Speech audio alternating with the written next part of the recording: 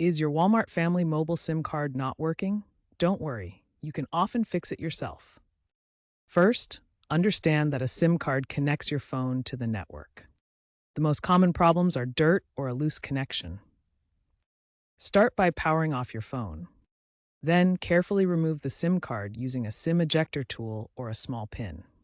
Inspect the gold contacts on the SIM card for any visible dirt or corrosion. Gently wipe the contacts with a soft, dry, lint-free cloth, or even a pencil eraser can work in a pinch. Do not use liquids. Once clean, reseat the SIM card, ensuring it's properly aligned and firmly in place. Power your phone back on and check for signal bars. Often, this simple cleaning and reseating process resolves the issue. If you still have no service, move on to the next step.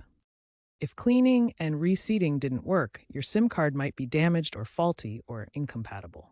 The next step is to replace it.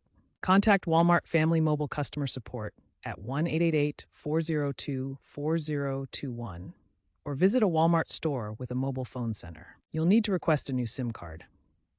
Replacement SIMs are typically free if your original was purchased from Walmart and is still under warranty. Once you have the new SIM card, you'll need to activate it.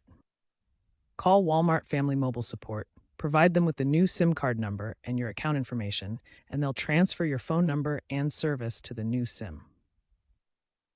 After activation, test your phone by making a call and sending a text to ensure everything is working correctly. If problems persist, it may indicate a hardware problem with your phone, requiring professional repair.